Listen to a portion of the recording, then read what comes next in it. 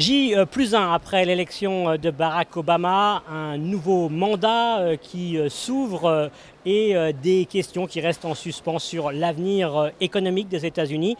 Des marchés en ce mercredi qui réagissent négativement.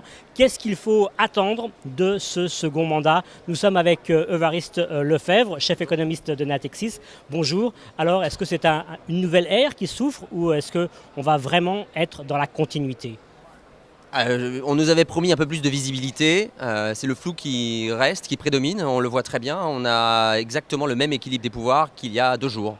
Donc un président qui peut être un peu isolé d'un congrès qui est lui divisé. Donc c'est probablement pour ça que l'accueil des marchés est négatif, c'est pas tellement parce que les marchés n'aiment pas ou les investisseurs n'aiment pas Obama, c'est surtout qu'ils n'aiment pas l'incertitude et dans les semaines qui viennent se profile la falaise fiscale et ensuite une grande incertitude sur comment on va faire pour réduire les problèmes de déficit de long terme, réduire les inégalités, améliorer l'efficacité productive de l'ensemble de l'économie. Et donc c'est cet accueil-là qui se reflète dans les marchés financiers, une grande incertitude qui n'a malheureusement pas été levée avec le résultat des élections à la fois présidentielles, mais bien évidemment sénatoriales et de la Chambre des représentants.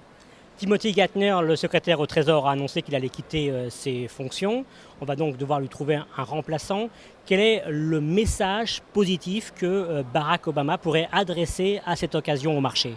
Barack Obama doit être un rassembleur, il doit être un leader et donc il doit aller chercher des voix du côté des républicains modérés et pour ce faire il faut qu'il désigne quelqu'un capable de le faire. On parle beaucoup, alors il y a eu plusieurs noms, mais on parle beaucoup de Bowles qui a été avec Simpson à l'origine et travaillé sur ce qu'on a appelé la commission Simpson-Bowles dont la vocation justement d'avoir une approche partisane pour les problèmes de long terme des États-Unis, la santé, le budget, la dette. Donc si cette nomination est effective dans les prochains jours, ça peut être un bon signal dans le sens d'une plus grande coopération entre démocrates et républicains aux États-Unis.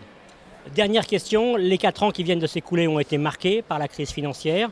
Aujourd'hui, c'est derrière nous.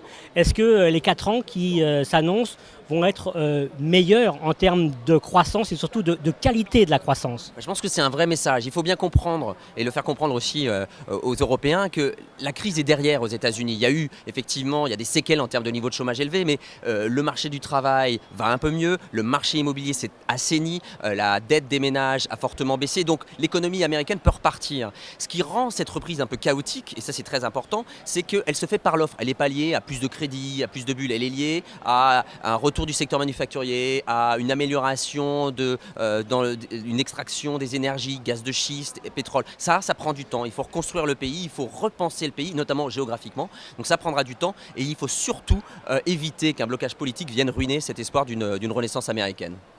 Évariste Lefebvre, merci d'être avec nous aujourd'hui.